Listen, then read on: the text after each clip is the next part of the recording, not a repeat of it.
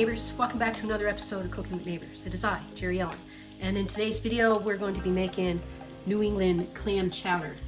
Yes, and in a pan or pot, fry yourself up some bacon.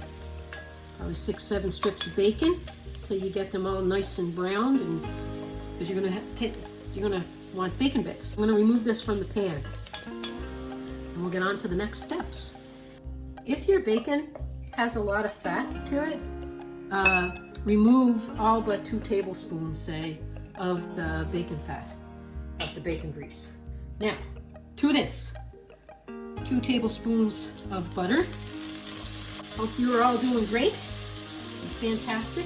I finely diced up a cup of celery and a cup of onion. So like a large onion, about a large onion, and 2 stalks of celery. Gave me a cup each because we want them to add flavor but not be chunky in the or at least in the way that I'm making it. Saute this on not very high heat, medium to medium low heat.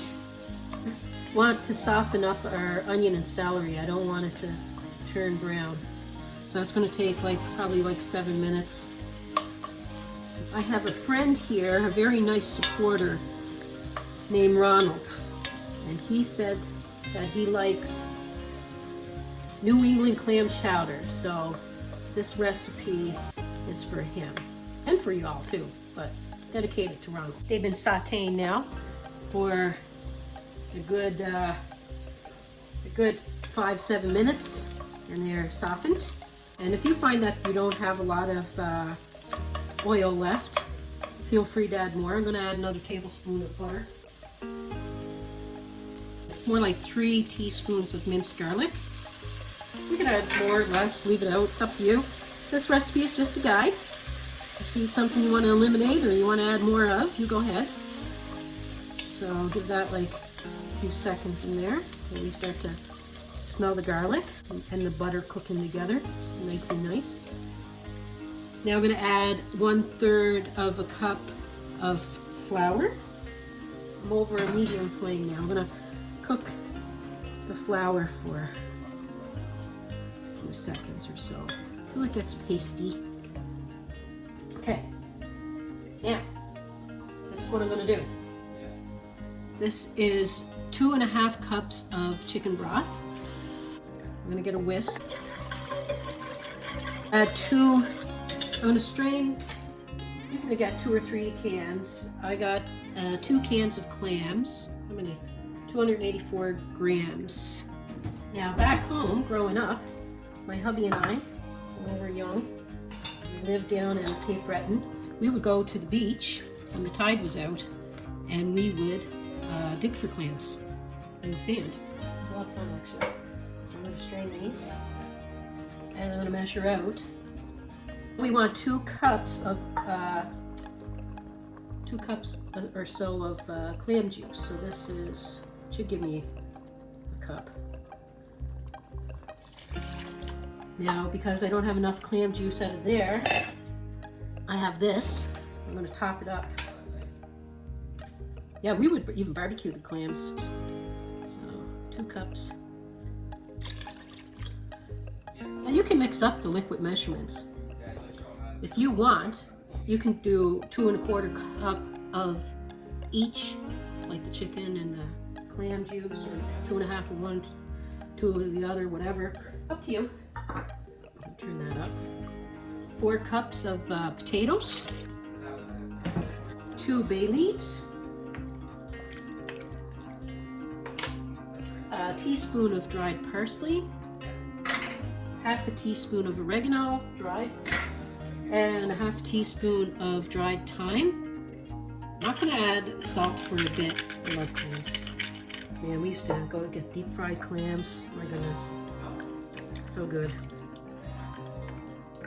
Some salt and that later. I'm going to put salt and pepper to taste. So we're going to bring that up to a boil, turn it down to a simmer until our potatoes are tender. We're going to simmer them probably about 20 minutes, okay? And then I'll show you the next step. Neighbors, because there's only a little bit of Let me measure out. Probably like a third of a cup of clam juice left. I may as well just throw it on in there. But you can stick right to the other measurements if you want, if that makes it easier. Size of the bottle that I have, it's 236 mils, so it's about a cup in that jar. I just wanted to taste the clam juice. Delicious. Delicious, delicious. It's simmering for about 20 minutes, and the potatoes are toothpick tender. Now, use like a russet or a Yukon Gold or something that's going to keep its shape, even though it's soft. I'm going to fish out the bay leaves. And now I'm going to add a cup of heavy cream. Now this is on low. I want to leave the cream in here to absorb the flavors. Like, of course, leave it in there. I can't take it out, but I mean, before I serve it for a few minutes. And also because I want to warm up the clams. So I got this on a low, and I'm putting my clams in. 2, I guess you could say, on my burner. And a New England clam chowder is not a thick chowder. It's a thinner chowder. As you go further, I find, and here west tends to be thicker. So I'm going to leave this alone for a few minutes. So this is, we're going to have a bit of salad, some tea, cookies later, but this is what I'm going to do. Down there. They didn't have like little oyster crackers at the store, so. Bacon. And for this guy over here. So I'll just toasted up a baguette there. So let's have a tasty poo. How do I do this? Sugar.